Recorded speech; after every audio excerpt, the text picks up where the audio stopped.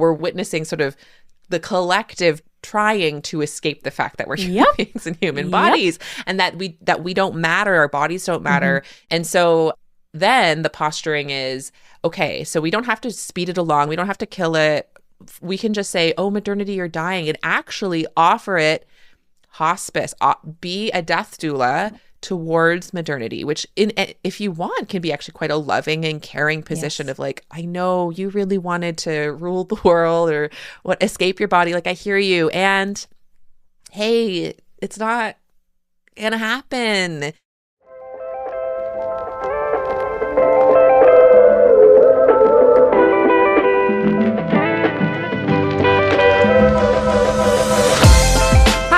We're Joan and Jamie, two humans in bodies who take care of bodies for a living.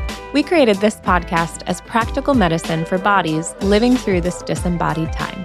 We want to invite you to come sit with us and experience the beautiful, loving, complex person that is your body. Oh, hello, Joan. Hello, Jamie. That was Here slightly we are. British at the beginning. Hello, Jamie. Wow, it's a special day here. Oh, it's April Fool's Day that we're recording. Oh, so but we ain't maybe fooling, thanks. That was your fool. Wow. Fool. Actually, today, 4 years ago, April 1st, 2021, is when I had that first of what would then be those 3 years of full dose psilocybin journeys. And it was that first one that my body was like, I need you to get off of Twitter.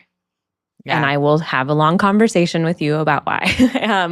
So I remembered that earlier today, and it feels like a lovely celebratory day. So I'm glad to be celebrating it here with you today as we talk about dying systems. The systems are dying, but happy anniversary at the same time. Thank you. Thank you. Well, before we dive into dying systems, I mean, I genuinely want to know, how have you been experiencing your anatomy this past week? I feel like the theme of whatever my specific answers are going to be to that question have been and will continue to be week to week. The theme underneath all of them is dynamic, because I always feel like I'm experiencing my anatomy, feeling my way through the experience of living in a body dynamically, week to week, day to day, moment to moment, really. And there was this kind of double whammy over the weekend of solar eclipse and my period. Which again, we record frequently, so it's not that surprising that I feel like every other time we record, I'm like, I'm bleeding now, or I just was. Yeah. But it's a numbers game, so it's bound to happen. It wiped me out more than I was anticipating. I think some of that too is that because my cycle was a bit all over the place. I think I mentioned a couple weeks ago when we were recording that because I'd been so sick, I ovulated late, so I bled late. So I didn't really know what to expect from this cycle, what was going to happen. But of course, right on the new moon, like clockwork, because she loves me and we know what we're doing here. But because I wasn't totally certain, I didn't really slow down enough in late luteal.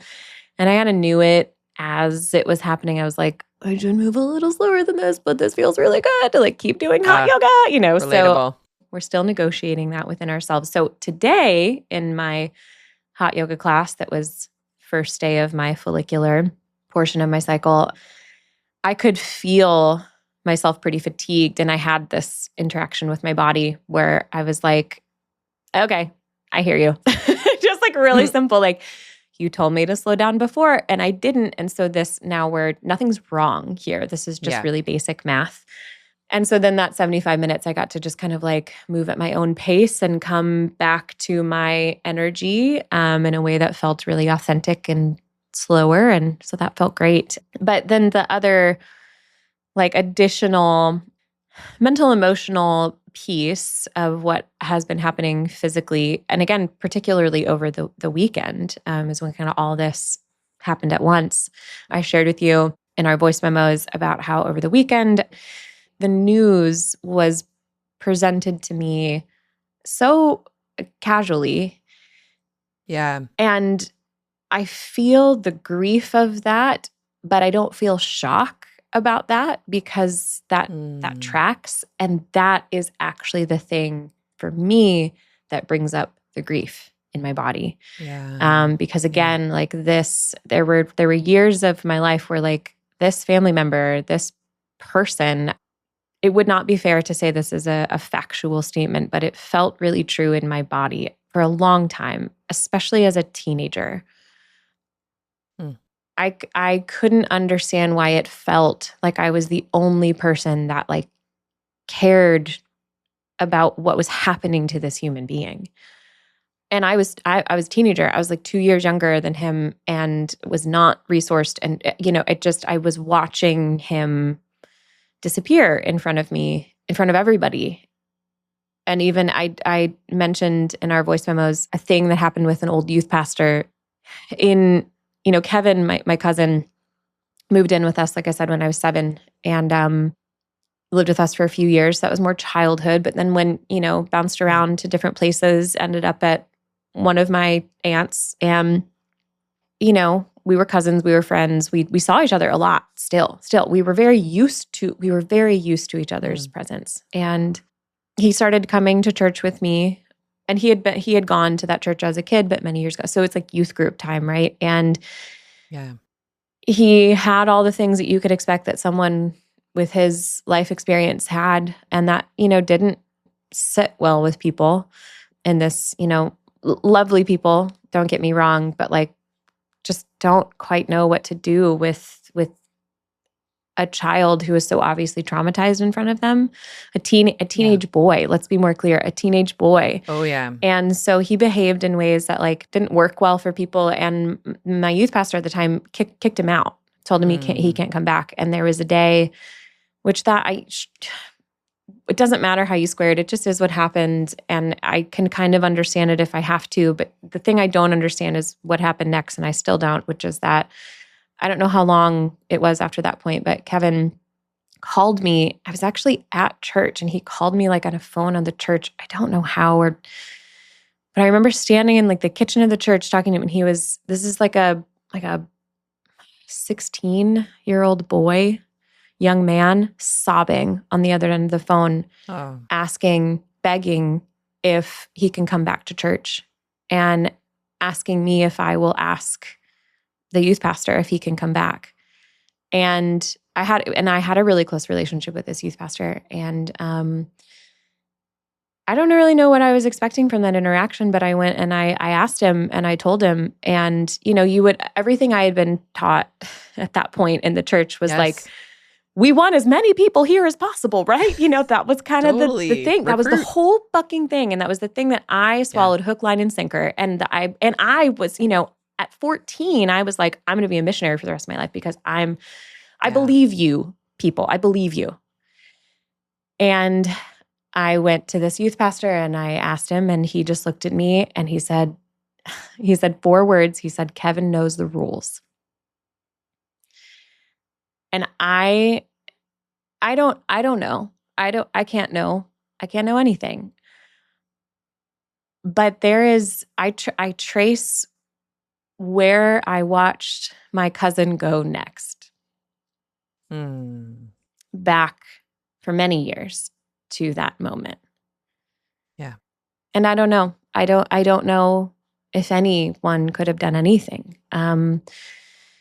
But I know that just standing in my kitchen now here, just having a catch-up phone call with my dad, and he just casually mentions, did you know Kevin's been missing since October? And I hadn't, obviously. Yeah. No. And then he unpacked the story for me, and I was like, we all know. I guess we just keep saying it. He's been missing, but he's not alive anymore.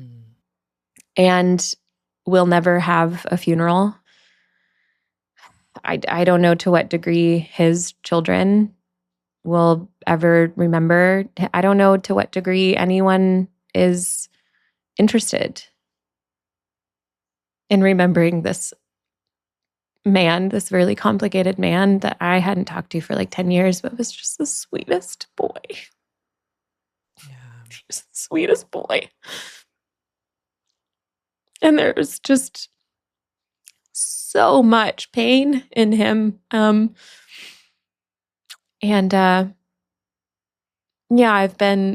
didn't really know it. It was shocking in a way I didn't realize was shocking for like kind of the next 24 hours until I was on a walk and I was listening to your voice memo and it was this both and of like, it felt like what you were talking about was like perfectly pointing me in the direction of like, Kevin. It was so crazy.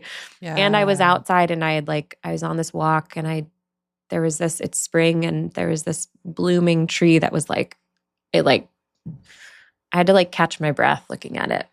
And I don't know, just as you're talking about the good morning trees and the how we, as we're going to talk about today, like how we remain alive amidst that which is dying and dead. And just, I don't know, it's hard to describe the feeling. It wasn't so much like, Kevin will never see one of these again. Or it was more like did this sweet boy ever find a space within himself where he stopped and he let a tree catch his breath in his chest? I don't. And if he didn't, what I'm not saying is that if he didn't, that's a character flaw. What I'm saying is that if he didn't, things deserved to have been different for him within and without. And so that I think has just been, I know because of everything we talked about with Caroline in our last full episode, which was so, I mean, I'm like, I fucking didn't know. I was going to need to hear all that. But it just, I know my body's going through something. This is a relative. This is someone I was quite close to in childhood. So even though we hadn't talked in 10 years, it would be naive for me to be operating under the impression that my body is not feeling something. And so I've just kind of folded that into the like bleeding eclipse grief, So that is that's how I've been experiencing my anatomy.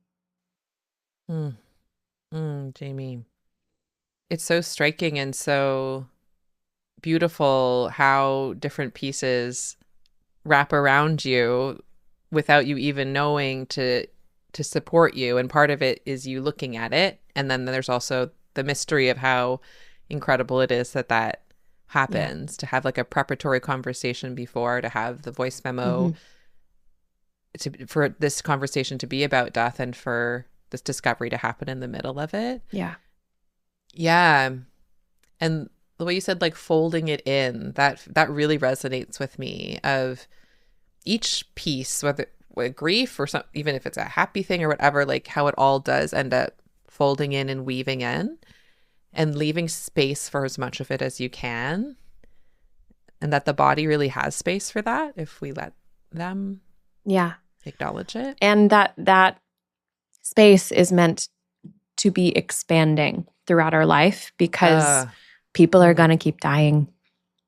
People are going to keep dying. It's like this, like, that's the main thing that's going to keep happening. And that will eventually be the main thing that is happening, actually, until we go. And so what do you do? It's, again, what we're going to talk about today. Like, what do you do in response to the reality of the death? It's not a question about whether or not the death is coming. It is coming. So what is your response going to be? And in my relationship with my body, it's and yours with yours, and probably the majority of the people, if not all the people listening to this, which is why they're listening to this conversation, we have committed ourselves to the kind of relationship with our bodies where expansion always fold it in. It belongs. Yes to what is. Yes to what is. Yes to what is. Yes to what is. And then I just stay with it and find out how it feels. And then I expand into that shape. I expand around the shape of how I find out it feels when I get there. No guarding, no anticipating, no resistance or surrender. And the death one it's so fascinating because, it doesn't happen much until it starts happening, and then it doesn't stop happening, and then it's like the main thing that's happening. So really fascinating how that works.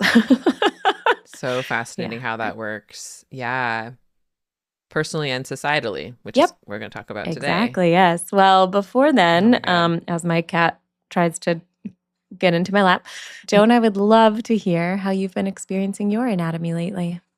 Also dynamically, many different flavors and sensations. One thing that's new and very embodied is I have restarted running. I do really like running. I had to take, before I had kids, I always, like, my only sport in high school was cross country running. I've always liked running. And then before kids, Francis, my husband, and I, over the course of a year and a half, like, trained up to run a marathon. Cool. And I don't need to do that again. But it was good. That's a once in a lifetime. Yeah, I'm good. I'm fine. Your knees will thank you for that. For sure. To age. Yeah, for sure. And then it was really hard when I was pregnant because it just did not feel correct for me to run. Yeah. Some people can and it feels good, but I was like, things feel like they're gonna insecure fall out or something. I don't know. And I'm doing my pelvic floor exercise. I'm just like, nope. But thankfully, it's come back to me in the last couple of years as things have healed internally. Cool. And but I don't like to do it in the winter where I'm going to like slip and fall. Yeah. So back to it.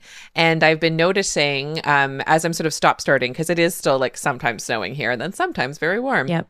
I've been noticing like I think it would be the insertion of my right hamstring onto my butt, my glute, and that muscle very specifically has been getting sore, typically with running, sometimes after running. And, you know, having done all this running, I've had other similar where it's like, oh, something's like in a repetitive pattern. And it's just really interesting. In the past, it's like, what's wrong? Like, how do we fix it? Even like my body's instinctive, like, definitely stop and definitely go get someone to help me fix it, which is not wrong per se, but I'm exploring other ways of even viewing what my body's telling me when there is pain in a certain thing. And I tried slowing down. I'm like, oh, let's walk, run. And I noticed with the walk, run, I'm like, oh, you're kind of still sore. So it doesn't appear, is it that I need to rest more? Or is it actually that like resting or slowing down isn't the thing? Yeah. And this is maybe not going to like make sense, but in my brain, it made sense. I recently did this workshop someone was facilitating where you imagine all the different like past identities you have and all these different parts, and you then reflect on how they're in relationship with each other. But the question that like I was obsessed with is like, are there any of your past identities, any of your parts that like really want a job to do, that you could be giving a job to do? Cool. And love that. Really thought about how like I've been really shunning my evangelical Christian teen self, and like, what if I gave her a job to do? Would she settle down, even that, sorry, I don't mean that, but like, you know, but like, because like she pops up. Would it be helpful for her? And would it be helpful for her? Exactly. So she's not like, I'm still in here. And the way this connects is then I had the thought like, is my hamstring actually asking for a job to do? Interesting. And so I then tried more intentionally activating her and sort of scooping my movement so I could feel I was really using her. And then my pain subsided. This is so interesting. And so, I mean, pain often is saying slow down. Pain is often saying hold on a minute. So like, it's not like, therefore pain is always this. Right. But like, it was something interesting where like my usual moves, I'm like, this doesn't seem to be settling it down. Yeah. Why don't I try giving my hamstring a job to do? So and good. Like activating it more. And that actually ended up like, I guess we'll see next time I run, but like the rest of my run felt good. The pain wasn't there. It didn't linger. Like before it was like, ooh, I'm feeling sore a few days after. And just that whole experience and like the theme of like what parts of me are hurting and like, but they're actually maybe like feeling neglected and a little bored. Can I engage them? Can I engage them? So I don't even have to be like, oh, you poor thing. Like maybe that's a bit of it. But also it's like, hey, I respect you. I respect the strength you have. Yes, totally. Hamstring for sure. I'm always complaining they're so tight. And I'm like, you know what? Respect to my hamstrings back there being neglected you guys are perfect for years. Just the way you are. You are. I'm like actually like holding my butt. I'm like, you cuties. So that was like a bit of a profound revelation. I was like, that's running so to cool. music. So yes. that's like just the beautiful way in which like cool concepts, you can be like, how does this apply to my literal body? Hey, is this actually true for you, body? Is it true in this way? And then your body will like let you know. It's a relationship. It's I'm telling you, like the degree of literacy, again, kind of like I mentioned in the voice memo about like, I believe you can stop fear, like ultimately, eventually. Like I believe like if the body's committed to wholeness and vitality, like this shit keeps getting better. Like that's the design of it, at least in my opinion, you know, or the brilliance, the intelligence of it. Yeah. Yeah. This idea of negotiating with her is so cool. I love it. It's one of my favorite things about having like this degree of literacy, which again, let's just say it because it's always we're saying, I'm not special. You're not special. I'm just a consciousness in a body. And it's just, it's like any other relationship. It's time, it's attention. Yeah. It's trust. It's active listening. It's all of the best relational. This is why I have a job, is because I teach people how to be in loving relationship with your living matter. But it's really not that complicated, you know, when you think about what it takes to be in loving relationship with anyone else. It's just a matter of like learning the way your body speaks. And that's the nuance of it, is your body speaks through sensation. And so it's important to remember that sensation isn't always pain. And pain, even if it is pain doesn't always mean stop. Pain sometimes means, can you do this with me with even more intention? Anyone who's a parent of a child knows that like when they're that was a perfect laugh. When they're screaming, when they're acting out, it isn't always like shut it down that's needed. Sometimes that's important to just be like, all right, nope, we've done this enough. Break. You know how to de-escalate yourself. I'm going to ask you to do it right now. And sometimes what's needed in those moments of like pick me energy is pick them. Like just be like, you've got me. What kind of engagement would you like? What kind of attention and care and participation is it that you're asking for here? So I love that you were like, you know what? I'm going to trust you more, right hamstring. I'm going to actually ask you to do more, not less, and trust that like that's the way forward. So cool. Pick me pain. Yes. Pick me pain? Yeah. That's so good. Oh my God. That's so good. Wow. I feel like we just like took a journey and we're just in the intro part. Yep. And that's how it is. Yeah. Well, it had been a few weeks since we'd done this because our interview with Caroline was just so good that I just could have kept it going on for much longer. But, you know, we skipped this part for the sake of time. So it was good to catch up. Good to catch up. All right. Let's transition to talking about systems dying.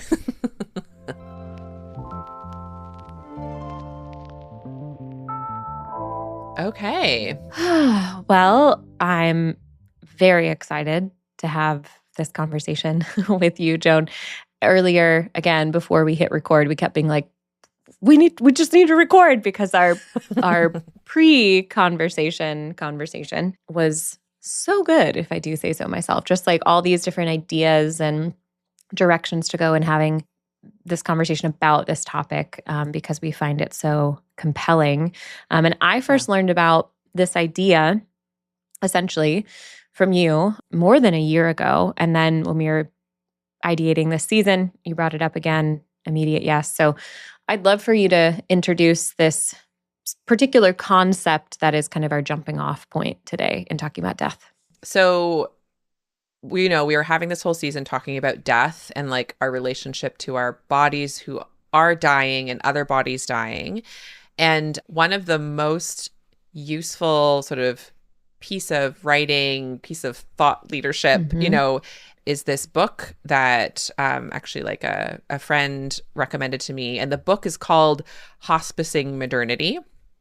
And so I was already hospicing. So speaking of like palliative care, like speaking about death dueling, like what we were talking about with Caroline last week. So this notion of hospicing modernity. So I was immediately intrigued. Before I forget, I'm going to read the author's name. Her name is Vanessa Machado de Oliveira, and she also sometimes goes by Vanessa Andriotti. So just strong recommend to like watch some of her talks, like look her up.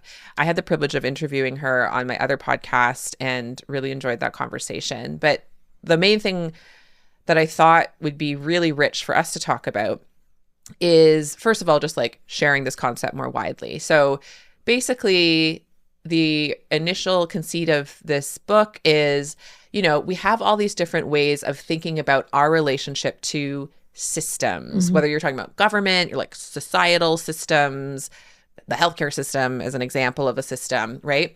And you hear people talking about like what we are to do about it. So you hear some people saying we have to like protect and uphold this system and tradition and that's stable and whatever. You have people often in a different political party talking about like we need to dismantle, we have to disrupt, we have to destroy these systems from the inside out, from the outside in. We have to like take them down. You might have people in the middle or somewhere else being like, we have to fix the system. The system is broken, but we must fix it. We can fix it.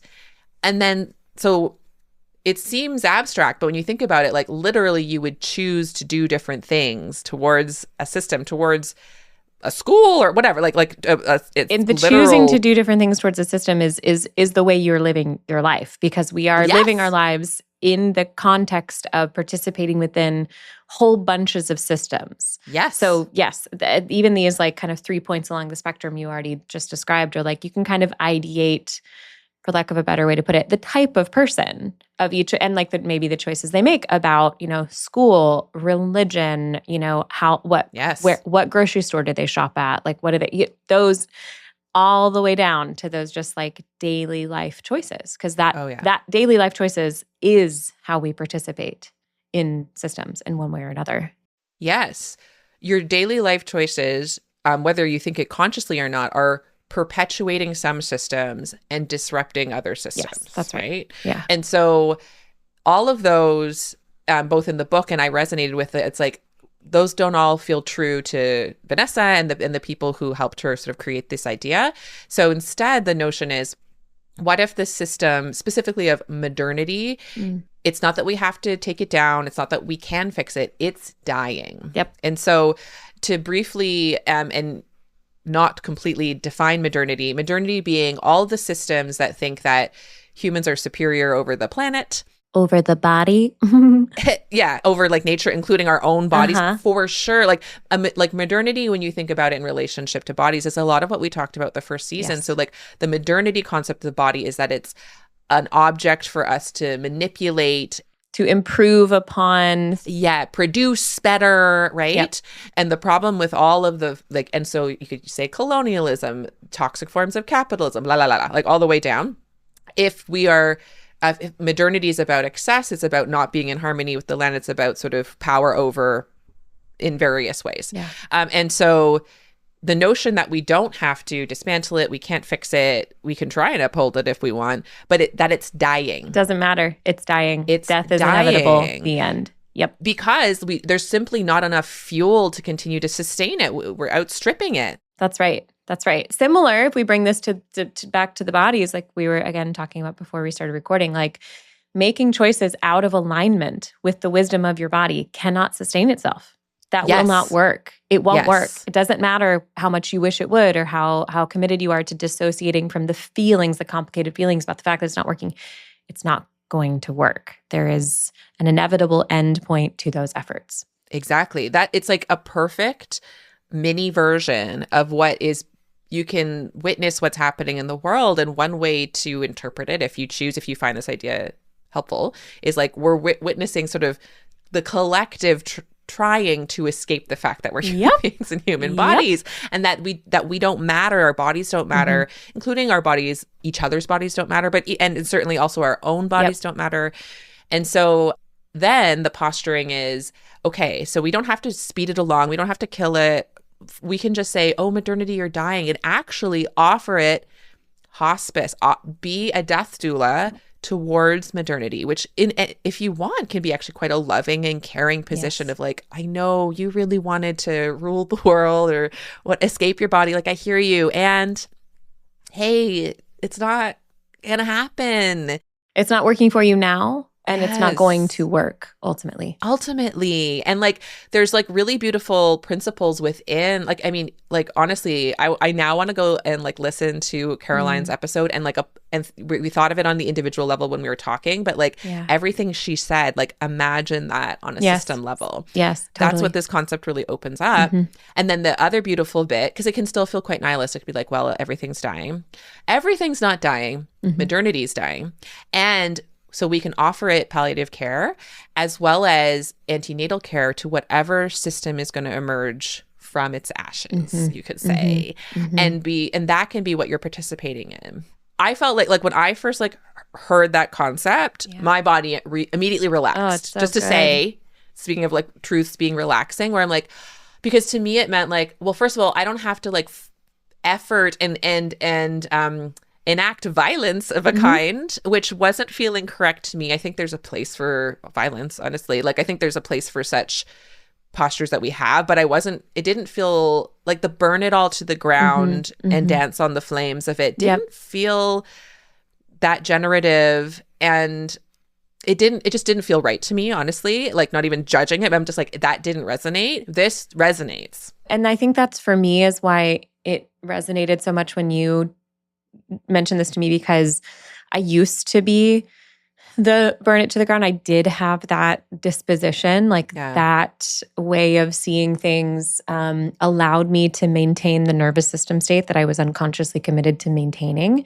And so, of course, that's what I picked because I was picking versions of that everywhere. And so as my body started to wake me up to that, and I started to take responsibility for the development of my own regulation and resilience in alignment with what she was telling me would make her most well, I was losing all of those previous lenses, and I didn't have alternatives for many of them because like, I think that whole like burn it to the ground, it's definitely on one end of a spectrum. It's an intense one. And so it's very loud. And then also what I really remember is when I was in it, like operating from that space, it was quite consuming because the idea that someone wouldn't be there was like so unbelievably offensive that I was casting judgment and shame in the direction of anyone that, I'm going to put it really honestly, this is not the way I would have explained it then, but was just like more regulated than me. Like they could have agreed with me all the way up and all the way down, but if they were just handling it better than me, like, how dare you? Like, you are a traitor of some kind. You don't care. You don't care. Right. So as I was waking up to that and knowing that I wanted to do everything with more tenderness, I didn't know how to quite conceptualize or understand this thing that still really felt very true to me, which is like, no, all of this that isn't working, I'm watching it dismantle itself in front of me. And I have more nuanced and complicated feelings about that now.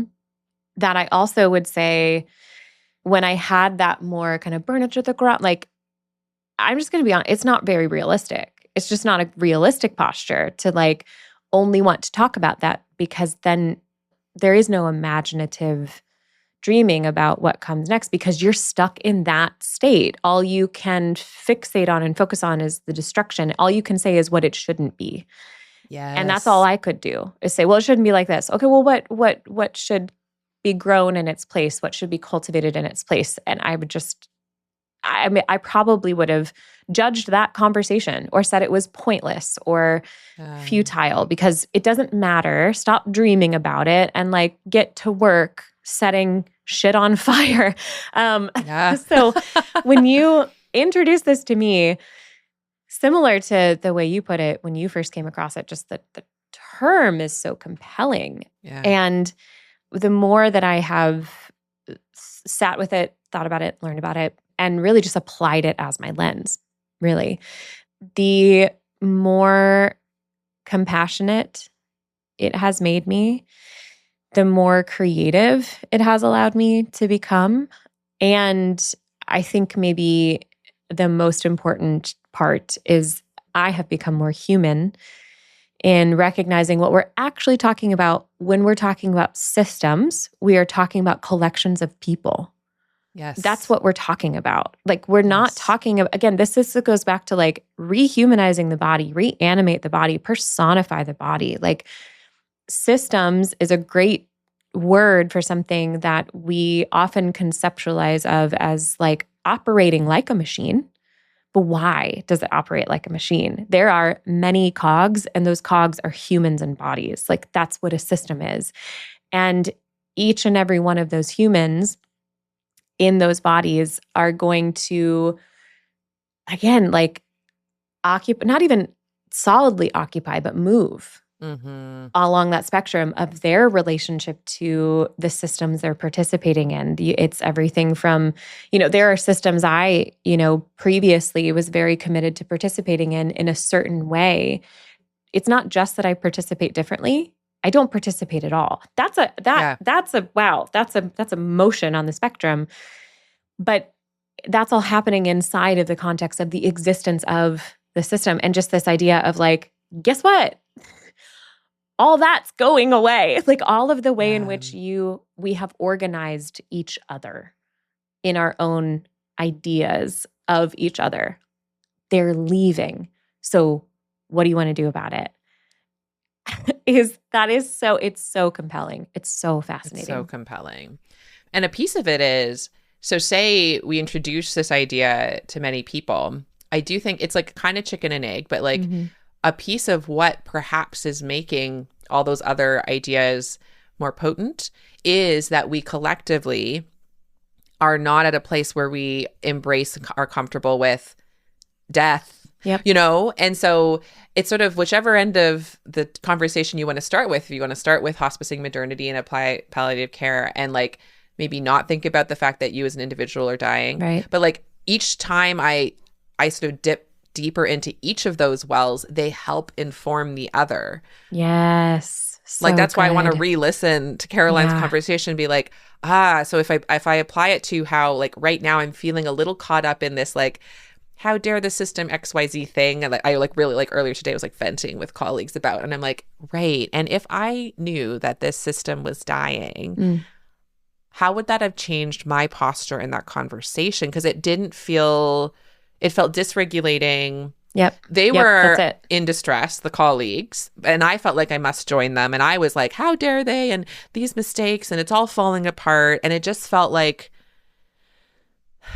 it wasn't wrong, but it also didn't feel in most like alignment for me knowing that this thing is dying. Yes. And so if I knew this thing was dying, I wouldn't have been as surprised about how certain system pieces of the system weren't working well. Like if you know your body is dying, you're not surprised when it's not like operating like an Olympian. Same with the system. You're like, yeah, this thing's dying. So that's why. So you have that acceptance, right? And then you can like have curiosity about it. I can just imagine I would have approached the situation with more tenderness, slow witnessing, curiosity. Is there anything here that can be nudged to help this piece of the system have a more peaceful end? Yes. And not even rushing to know when it will end. It's not like, and it's going to die tomorrow. Like, I'm not sure, but these are I see these as symptoms that it's falling in on itself. Yep. And I don't have to panic. And I can vent if that's, if I'm expressing anger out of grief, that's okay. And what else? Like, I just really... that through line where the more I accept my own mortality and embrace the fact of death, that it literally then I can turn and have it help me embrace the fact of the systems dying and those helping each other out. Yes. I just find that very soothing. This brings up something for me that I was not expecting to share now or ever. Ooh. But I feel like I have to, and I'm going to do my best, because the way in which you're describing the like shift towards tenderness, and how much I believe in that with you, I have to tell a story. So where I lived previously before moving to Bellingham, I lived in Nashville, obviously, but where I lived specifically was essentially on the campus of one of the larger, older universities there. the apartment building I lived in was built in 1915, one half in 1915, the other half in 1920. So obviously the building was there before the college, but the college has expanded so much. And you walk out of my apartment into the courtyard, and literally it's on like Belmont Boulevard, and then like it's the campus right across the street. So I got this really beautiful gift of like, summer mornings when school is not in session, just like walking these grounds. It's a private, college, so really well manicured, like lawns, and it's beautiful. And also they're expanding, they're building all these new buildings. So I also got the gift of my neighborhood being like safe enough to walk at night. And so I loved going on night walks. And one night, and sometimes I would smoke a little bit of weed, and I would go on these night walks. That maybe feels important to say. And so I was walking, and when I have smoked weed, when I have ingested cannabis, my stories are gone. And so in this experience, it did for me what it often does, which is like I'm feeling state. I have no stories of where I should be, what I should be doing. And so it can really help me just like drop in. And so I got this impulse to walk in a specific direction, that once I kind of got to where I was going, I was like, oh, interesting. I'm walking towards, my body is desiring to walk towards the new medical building that's being built. Belmont's trying to keep up with Vanderbilt, and so like we have a medical college now too. And so they threw the kitchen sink at this thing. It's regal, and it is expensive, and it's huge, and it's gorgeous. It's gorgeous. Like this whole campus is gorgeous. Very opulent, we would say. And there was this, it was so poetic. There was like the energy of like an approaching storm in the air on this walk. And I was like listening to music, and I felt compelled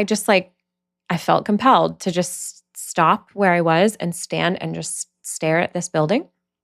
And I had some thoughts kind of in the realm of like, wow, like so much learning, like so much education is happening in this space, that like people are learning so much about bodies in that building. Like that's why people go into that building, is like, I want to take care of bodies. That's why every person goes into that building.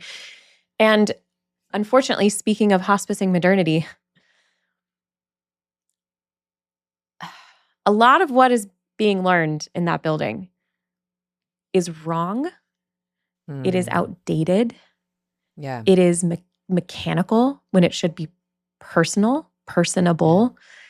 It is learned, as I've learned from you and other doctors I've worked with, it's learned in a context that does not facilitate well-being for the bodies of the people learning. There is so much wrong. It's got this beautiful building, this beautiful facade. And I was just like struck with this awareness of like, I can't know what I know that I've learned, which is like so much of what's going on in there is so bad for bodies.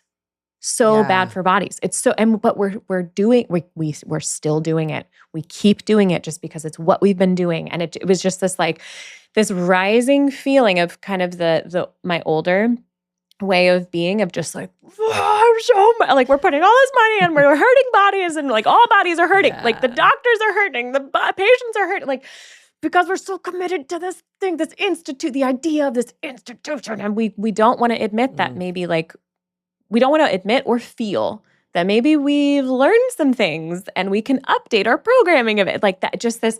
So I was feeling that feeling, and I kind of found myself in this space of like conceptualizing kind of from the body up, not brain down, but conceptualizing of this like David Goliath posturing. This is kind of embarrassing, but I was just like, I'm going to love bodies anyway, and I'm going to tell the truth about bodies, and just this kind of like idea, that it's me against this big, bad giant of a bad guy, a villain, that classic David Goliath, good guy, bad guy. And just all of a sudden, as the rain, like I'm not kidding, the rain started, and it was so incredible. It was like that ideation of the posture was just removed, and I saw the scene from Moana. You can't bring up Moana right now. Oh yeah. Oh, I'm fucking gonna. Where she's singing to appealing to the true nature, the heart of what appears to be this big bat, but is just afraid and scared and sad and posturing and says, oh, I know who you are. You're good. Yeah. You're good, actually. And then gives her heart back, puts the heart of the love of bodies, like the love of truth, like back. And I just saw that scene of like, nope, that's it. That's the way. Fuck this David Goliath shit. I'm done with that. I'm done with that. I don't need anyone else to be done. I don't care. I am done holding that energy in my body. Because again, this building, I could see this building as the system, but I'm not, right? I'm seeing every person who is so excited to walk into this building to learn. They are my ally. They are my neighbor. They are my colleague. They are my fellow human committed actually to the same thing as me, which is the well-being of bodies.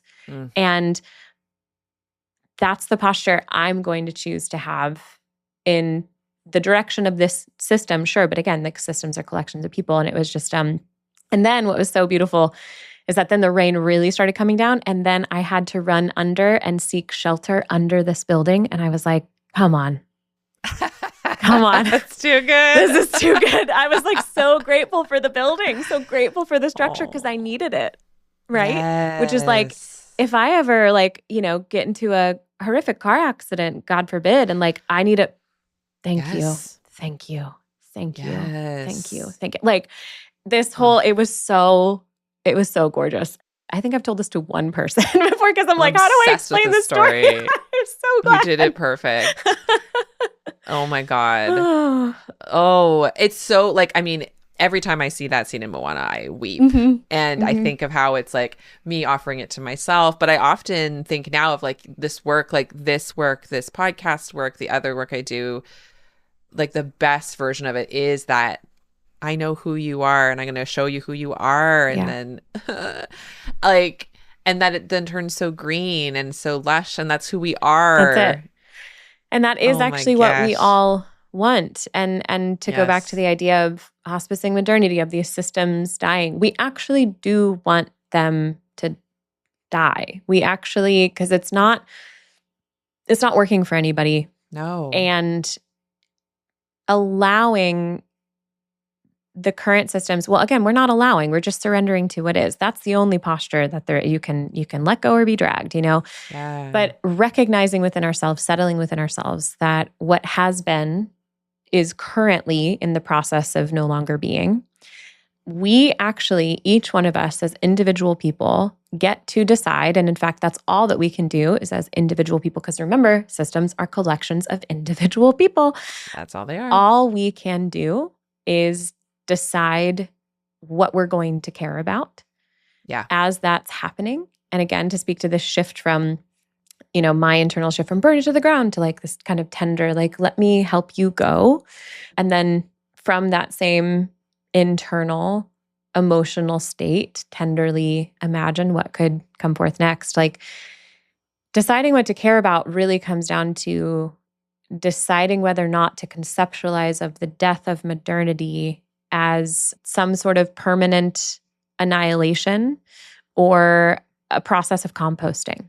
Yes. And again, in my opinion, if the whole modernity is dying because everything's coming into alignment with natural law, that is my deepest belief because it's the only thing that makes sense to me.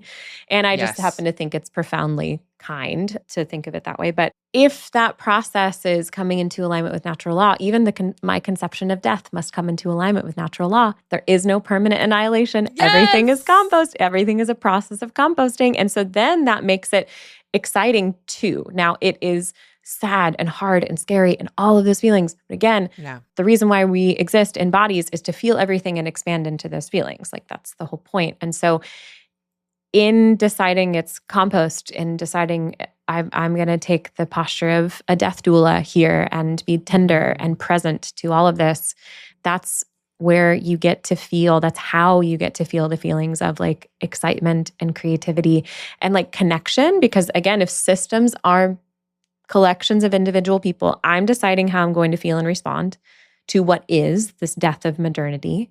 And then, oh, you too? Oh my gosh, you too. Resonance. We have resonance. So now we're here. And now we start imagining together what we want to build, what we want to create. And then we will find resonance with more people and more people and more people. And eventually we've got ourselves a system, baby. We've got a new one. That's how it works. Yep. That's how it goes. Just the fact that like the only way that the current system is happening is because we're all agreeing that it needs to happen. Yep. And like thinking of my example from earlier today and like what was like the modernity concept that I was like basically upholding as I was ranting with my colleagues. And I certainly was about like mistakes are not allowed. It was something about that because like the system had made this mistake and we're like, this is great. Also like that we always have to make sense. I think those are concepts that seem like on the surface good ideas, but then you meet humans and you're like, well, we don't really work that way all the time. I think probably we have to understand that, especially if like this was like a program that was changing, like probably there would be wisdom in being like, well, how are we going to understand that absolutely mistakes are made? And like, and actually, how is this something that if we approach differently, we can mitigate some of that versus the way that we approach it. Like this is literally all coming to me real time. I'm like, right. That's how you do the more palliative approach and the more like accepting. We can all live in a delusional state that like we have to strive further for perfection. Perfectionism very much being like a classic ideal, a disembodying ideal, as well as an ideal of modernity, those things being the same. Or we can say everything is imperfect. Everything will have cracks and crevices and messy bits and dying bits and blooming, budding bits. And so how do we understand that and approach things in that way? That's sort of just a specific example of like how accepting that the systems are dying doesn't end up being that annihilation. It doesn't have to. It doesn't have to now be like, and nothing matters. It's like, so like anytime you're viewed with something and you're like, yikes, this isn't going well. Now you have a view of it of like, so which parts are dying? But like you said, what matters to me here? What am I hoping to take with me still? Or invite the collective committee or whatever, be like, what's the nourishing nutrient we want to compost and what do we want to just let go of, right? Like the conversations actually become way more productive instead of just like fighting against each other over something that's like literally just dying and we cannot stop it and we're blaming each other. Moving deck chairs on the Titanic. Like what is the point? Just like say that it's going down and get in a lifeboat and then go build something else. And it's like you build your lifeboat out of the Titanic pieces. Do you know what I mean? Like, so it's like you don't have to have it. You don't have to be like, bye, you were the terrible. You're like, oh, thank you. That was a good try. We fought that as far through as it would go, and we have reached the end of that rainbow, and let's take some wisdom from it. Okay, but it's like that is the part, right? And you know, I think maybe I'll just nugget this and then we'll go to a break and come back to it. But it's that, because I have thoughts about the healthcare thing and thoughts about the personal. It's that part that is so hard for us, and we're so sweet. I love us so much, but it's so hard for us to just go, this is done. I mean, any one of us, who amongst us, I'll say it this way, has not like stayed in a relationship far past the point that it should have, because we don't sunk cost, you know? Like we really, we tried so hard, and it's the thing we've been doing. And it's so obviously not working anymore. But the thought that it used to a little kind of mostly is like, it's the fear of everything. I just am so convinced everything goes back to like the fear of feeling the feeling. Yeah. And the feeling of loss. Like there's so much that deserves to be understood through an attachment lens and like early childhood development, and why like if we don't get some very specific core needs constantly met in the first 3 years of our lives, like our relationship to the possibility of loss becomes way more somatically complicated. And that's just, again, that's just the intelligence of our living matter. It can be worked with, and everything, you know, can be healed from, again, I believe. And so like it can be worked with to the point where we're telling our bodies the truth about how we can survive the feelings of this breakup. I promise you, I know it doesn't feel that way, but you can. I promise. It's like that process. And so it's a similar thing with the idea of just telling ourselves the truth about the fact that these structures are going away. That is complicated news. It may not register as good news. It is certainly not bad news. It's just hard to feel news. But luckily, we're here to learn how to feel everything. And if we can figure out how to like commit to that endeavor, then we can start imagining what deserves to come next. That is an excellent place to pause. I agree. Great. Let's do it. If you'd like to connect with us, we invite you to join us on Substack. exanatomy.substack.com is the home for the Experiential Anatomy podcast. It's the place to stay up to date and never miss an episode, even if you're taking a break from social media. You can subscribe for free, and you can contribute to the sustainable creation of these conversations by upgrading to a paid subscription.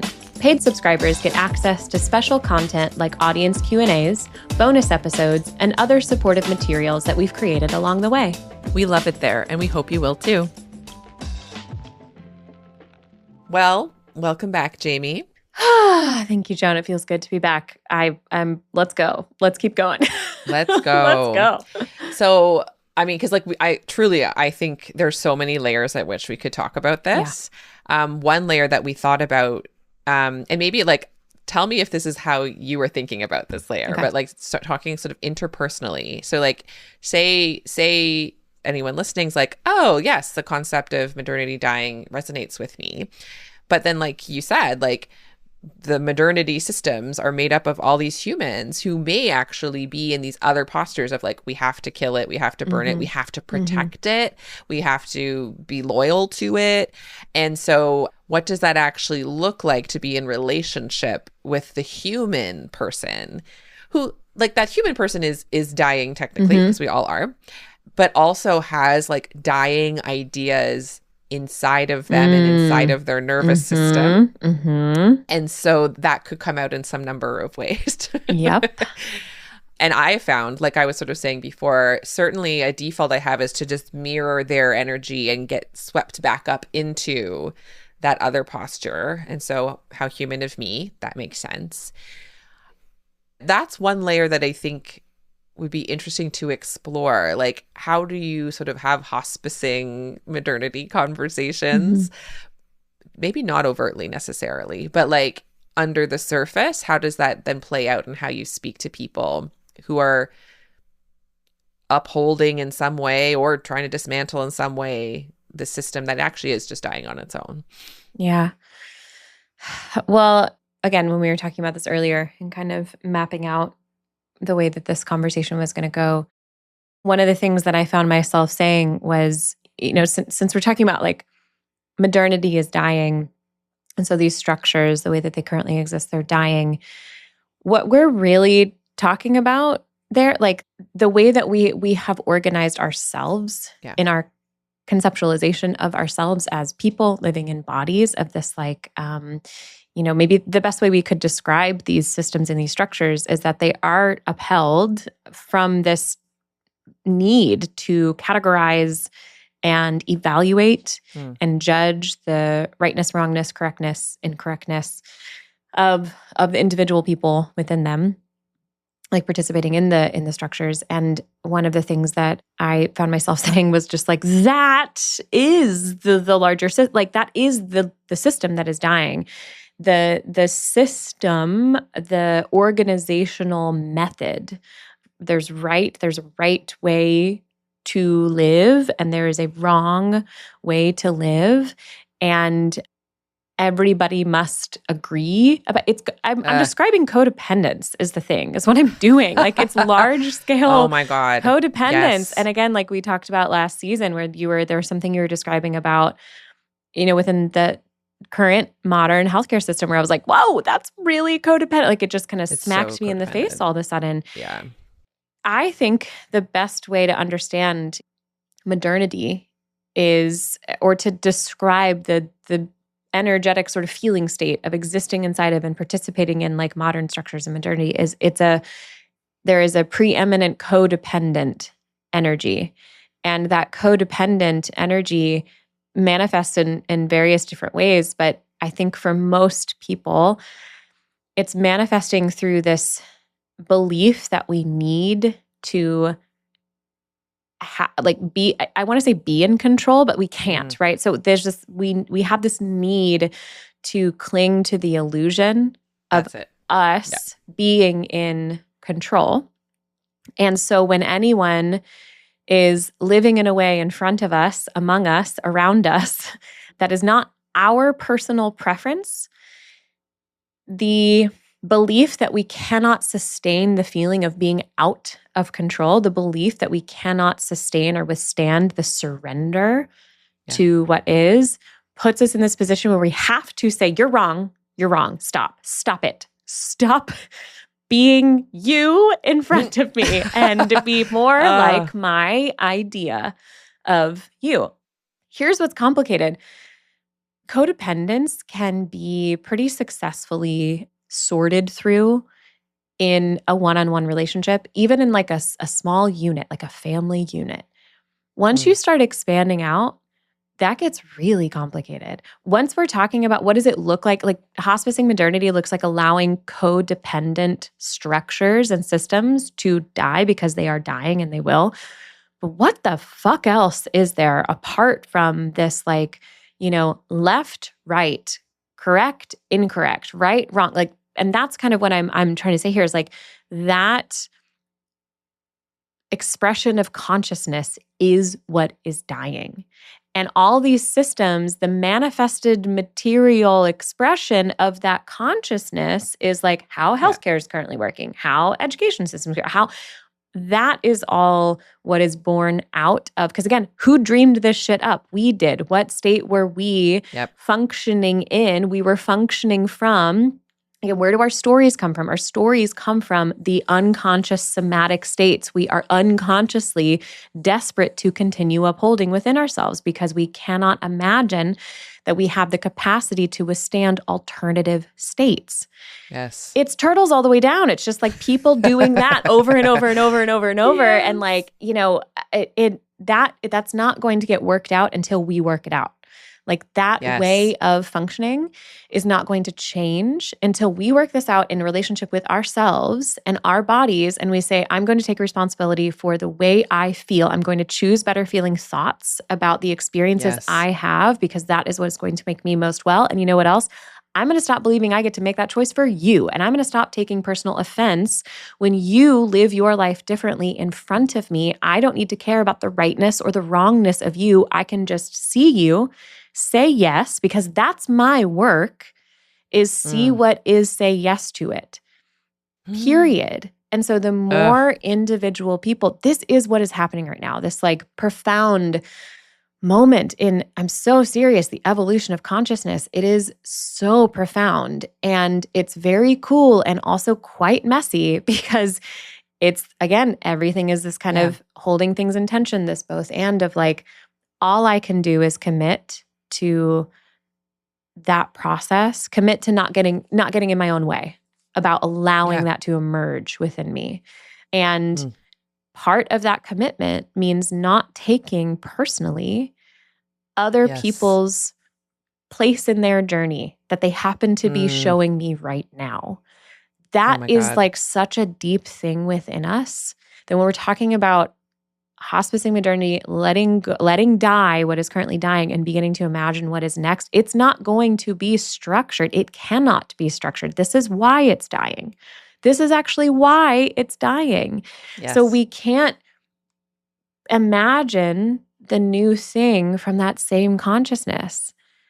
And I don't know what the hell any of that's going to look like moving forward. I already am living both in one-on-one relationships, romantic and otherwise. I would say none of my personal relationships have a theme of codependence in them anymore. I would then expand out and say my community structures, I have 2 community structures that are close and committed to doing life together in different ways in Bellingham and in Nashville, just outside Nashville.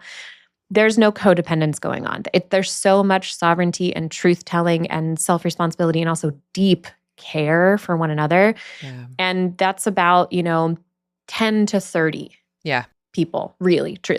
So once you start like going out for, I don't know what it looks like. Maybe it just looks like a whole bunch of those 10 to 30s. I don't know, because we are going somewhere we've never gone before. And I think when it comes down to the personal level, it gets really interesting to think about like what this looks like. I think it just looks like remaining committed to being a person who is not going to operate in, well, I don't want to make it a negative. I think remaining committed to being a person who is loving everyone and telling the truth, like that disposition.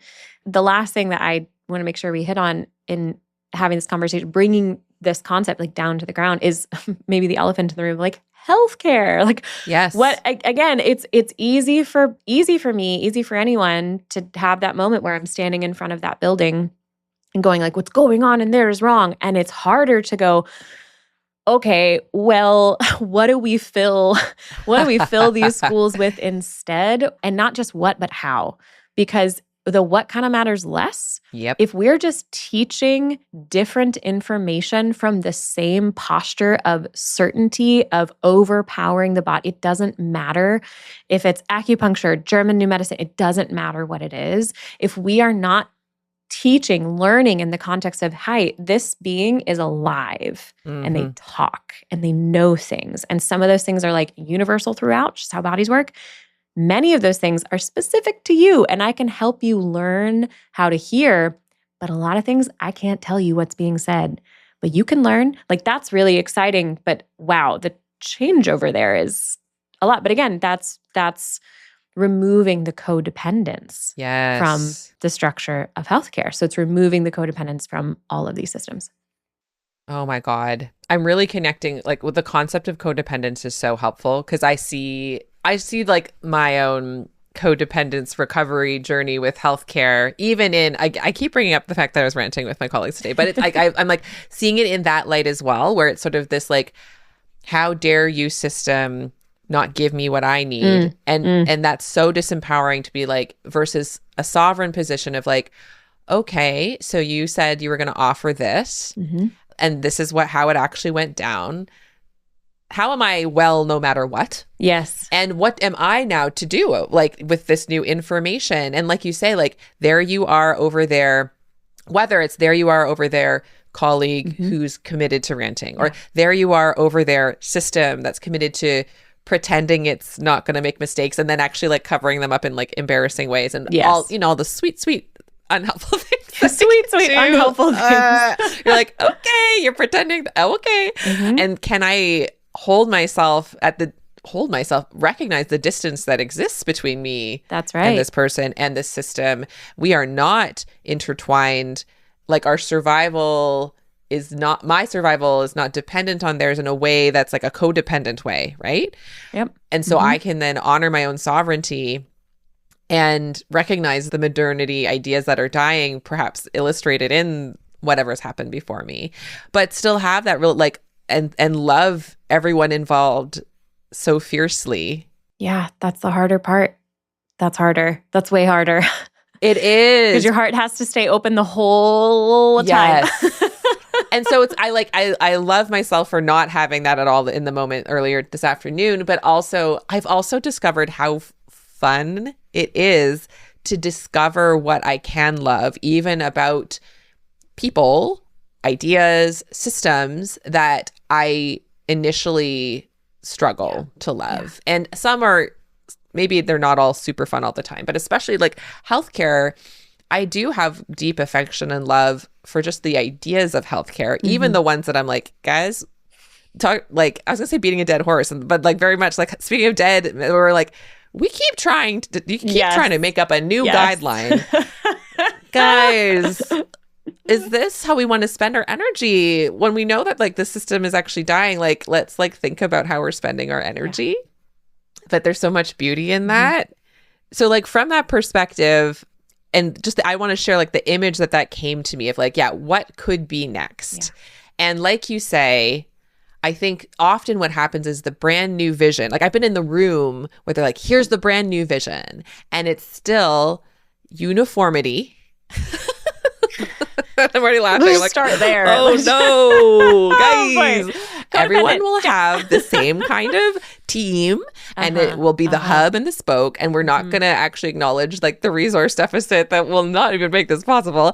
But it's like another utopian, everything's very samey, completely antithetical to nature, which is who we are view, versus the vision I just heard from you. That's like how you are like committed to practicing is like you started with yourself. You then found a community.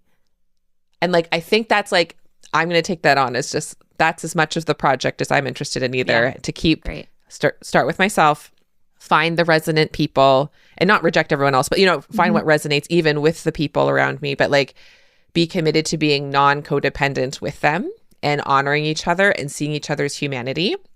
And then if everyone's doing that, then the healthcare system, like, according to modernity eyes, looks like a mess because over here they're doing it this way and over there they're doing it completely opposite. And how can that be? And how do you measure it for success? That's And you're like, how do we know it's that thing? Honey. How can we know? Yeah. And we'll hold their hands and we'll say, you can let go of that. What's a different, you know, you can let go of that. And like maybe, you know, the research, it's not like researchers doesn't have a place, but it's like, what are different questions we can be asking? What are the different ways in which we can be researching? Like but like, we got to think in a different plane here, you know? So that just really struck me in like you describing so specifically like how you are embodying this idea. I was like, oh, that's as much of the vision I need. I want to provide antenatal care even for my own practice of that, honestly. Yes. That's good. Well, and bringing it back to the healthcare thing too, I've been thinking this whole conversation and was waiting to see if there'd be a right moment to share it. One of the main expressions of facilitation that I do now, healthcare workers have continued to find their way to me as a facilitator, as a coach, and this process of reimagining their career is one of the coolest things I get to do now. And just two examples that come to mind. One of them, again, just marking the day. Someone you and I both know began many months ago. Actually, I mean, began a year and a half ago when she and I started working together with me as her coach in looking at her underlying kind of personal patterns that were manifesting professionally, though originally it was, I can't do my job like this anymore. It's the job. It's the job. It's totally the job. And then you kind of, you know, you dig under there. And as she so beautifully learned how to get into compassionate, tender negotiations with her body, like learned how to find that space within herself regarding personal life stuff. Of course, that bleeds into profession. And it was about I don't know exactly timeline, but for the last 6 months or so, she's been in the active process of like, you know, leaving her family medicine practice in order to shift into more specialized in alignment with like her deepest passions. And today, day one, doors open of her new practice. And so incredible. And we were reflecting today, we had a session earlier today because she wanted to book one like for the, you know, special day. And I was just reflecting to her that I was just like, had you expected that all of this could have happened overnight, like that, you know, wouldn't have gotten here, sure. But just how beautiful. Let's just zoom out. Let's zoom out. And all that really happened over the last year and a half is you just kept getting clearer and clearer and clearer on how you wanted to feel. And you kept organizing your personal and professional life around the insistence upon the belief that that could happen for you. And which brings me to my second example, someone I have been working with for the last few months, just profound. I mean, it was, again, this like kind of collapsed into my metaphorical office, but just like, I can't do medicine like this anymore. Cannot do this anymore. And we didn't go straight to like session one. Let's look at it's like, well, let's look at your patterns. What's going on in your, what stories are your body holding? What's going on in your brain? What are the thoughts you're consistently choosing? Like, how can you get, you know, conversation, brain and body, all of that. And she has implemented this stuff so fast. And because of some shifts she's been able to make in her practice, that has allowed her to keep greater time and energy for her own well-being. She's like getting ideas, which is cool, so cool. And So some fun. of those ideas have been in the realm of a sort of collective. It's starting as it's like a spreadsheet right now of just like practitioner, Fun. who's like, yes, we want things. Yes, we as people, as individual practitioners, would like for things to be different for us. And so if there's enough of us, maybe we could start our own practice. Cool. And make it so that it's our ethics, it's our rules, it's our, like, it cares for the body. It like our ethics and rules like allow us to care for our bodies. And there's enough of us where like there's coverage if someone needs to. So the sick day thing is a non-issue anyway. It's just like that is starting to emerge for this client, in addition to her realizing that like it's not just the direct patient care that I am good at, enjoy, I want to educate. I want to teach. I want to speak. Like this stuff is like blossoming out of her. And it's like, this is the shit. This is the shit I'm talking about, where it's like this one person, this one individual woman coming into alignment with the wisdom of her body allowed her to find resonance with other people who are waking up to the same thing. And I don't know, maybe there's a future moment where the town that she lives in has this thriving, very holistic, far-reaching, you've got options, we've got choices, health care practice. That is just, the way I see it in my mind's eye is just like the garden springing up in the middle of this town now. And this is what is possible. Bringing it all the way down to the ground level of like, what do we do? How do we do it? It sounds so cliche, but like start caring about the way you're feeling in your life. And it might sound, and again, like if anyone needs or wants like facilitation, guidance, help with it, Joan and I both are coaches with it. And like, it is so possible. It might not feel possible right now. Both of these women, when we had our first conversation, it was, I cannot imagine what it needs to be, but it cannot be this. And I'm scared because if it's not this, I have stories that I won't be able to provide for myself or what, but you know what? You already know, like you already know. And it's so fun to like hold space as someone brings forth from themselves what they already know. It's so beautiful.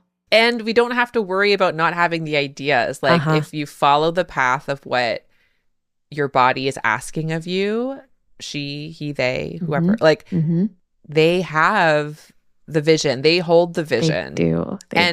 And not in this ultimate plan for everyone, but for us, and all of our bodies are committed to vitality and well-being. So their ideas are vitality and well-being generating. Yes. And then that's how new systems are formed. That's how new systems, because like, what if this client of mine, what if it was like, let's just profoundly extrapolate outwards and make it really simplistic. But what if like a version of that is what every person who works in healthcare found the ability to do? Yes, that would be bad news to modernity, but great news to everybody upholding the current structure of modernity. Yeah. And that's what we're after here. We're not after the maintenance of the structure just because it is what has been. We are after well-being. Our bodies are after well-being. And what our bodies know is that individual well-being facilitates collective well-being. And it's a circle. So it flows all the way back around. So this idea of, there's all kinds of stories when people first start learning how to like prioritize their own well-being, with this same client. They weren't active in her, anymore, but they were kind of, she could tell based on the way she was raised, like the idea of taking care of myself in my medical practice feels kind of selfish, kind of hedonistic, kind of wrong. I'm supposed to give my life on behalf of, I'm supposed to suffer through. And so there's this temptation to believe that if you start reimagining that you might become, I think most people don't really operate under this assumption anymore, but sometimes it's there. It's like, I'll become so selfish and then ineffective in the world and will end up doing more harm than good because I'm only caring about me now. And that is just that's not the wisdom of the body. That is not how it works. Yeah. Period. Mm-hmm. Well, the last thing I want to say is that one more thing we had in our notes, which is a great just like closing statement. The only tool I have is how I live. Are you kidding me? Oh my God. Can I have a t-shirt? Yeah. But like actually, but like, cause often the way I say it's like it's fine to have an idea or a notion, but like, it's not real until you embody it in your life. That's right. And a lot of the illusion, so it's like you said before, it's like a lot of us are like, my personality is I have to be in control of anything. Ha ha ha ha. But like literally that's not possible. So literally that's a delusion, illusion. Right. Like it's a collective hallucination that we're, and it's because the idea like cannot be manifested in your life because like you're just not in control. That's right. And so thinking then of like you put it so well, like better feeling thought, better feeling story. Mm-hmm. It feels better because the truth is more relaxing. That's right. It feels better when your body's saying, yes, this is what's generative to me. This is what's actually going to bring us the vitality. That's the only tool you need. Yep.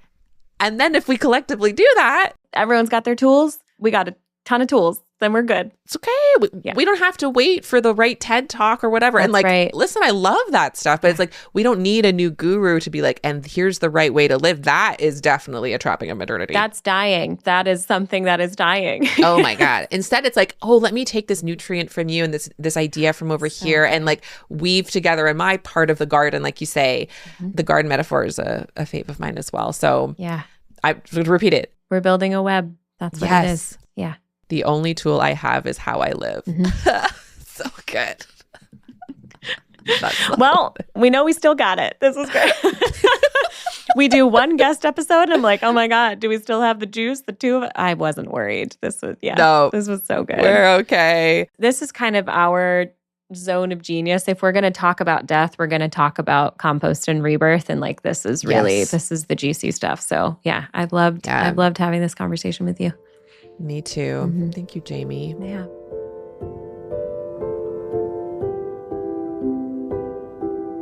So the last thing we always say, and this time it's your turn, what part of your anatomy, of your body, do you want to offer appreciation to this week? Always so hard to choose. Yes. My diaphragm. Ooh.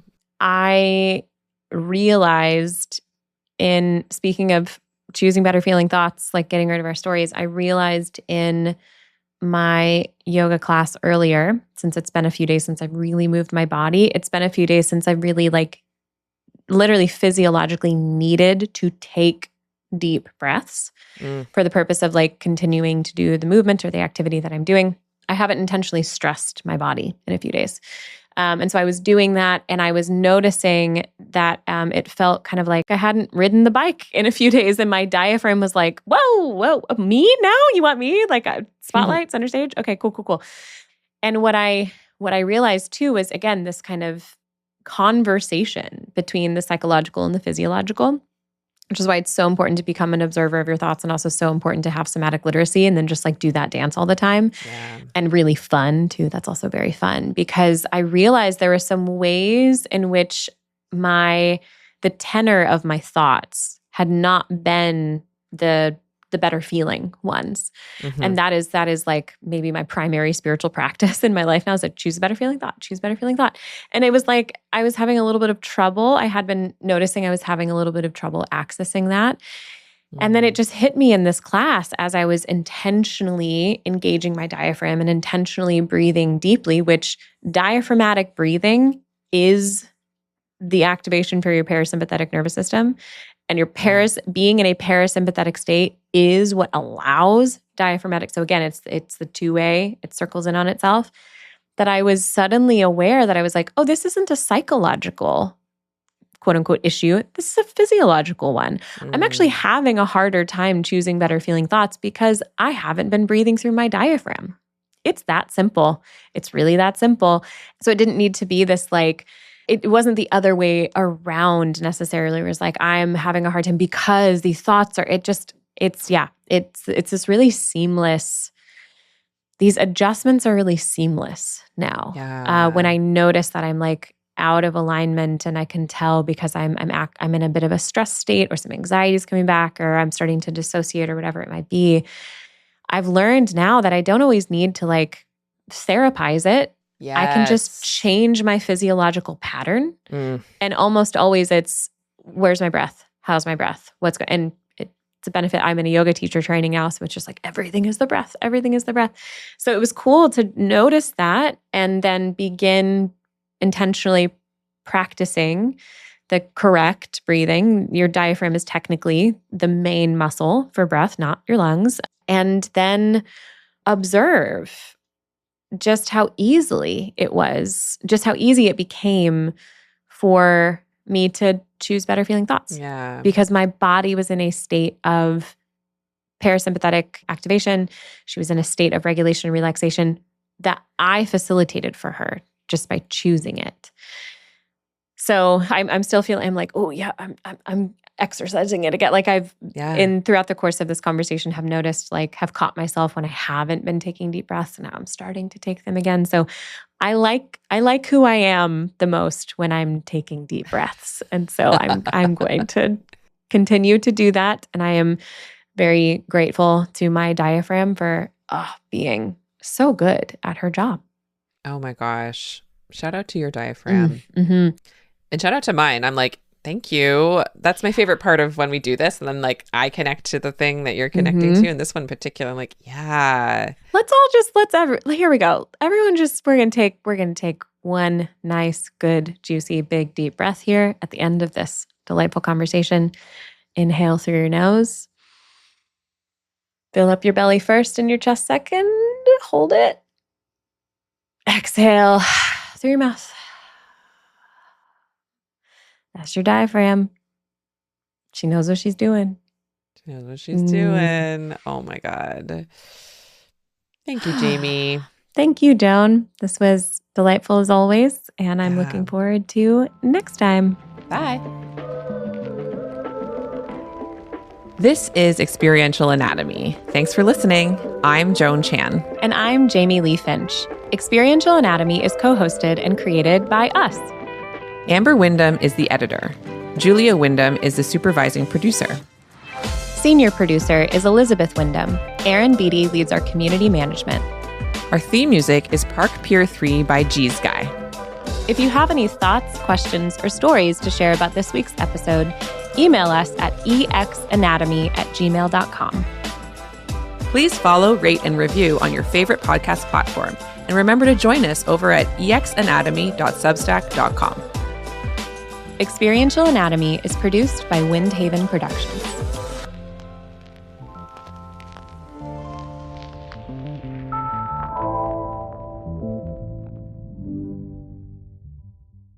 Okay, random story, but do you remember that like Ellen DeGeneres game? Did you ever play that heads up game? Yes. That was a good time. It was sort of like a headbands one. Mm-hmm. Well, there was one where like the category was like accents. Oh boy. And then and I just remember the person had up South African. And so I was like, it's so me, tricky. Nelson Mandela. Stop it. And everyone was like, no. And I was like, but you got it, didn't you?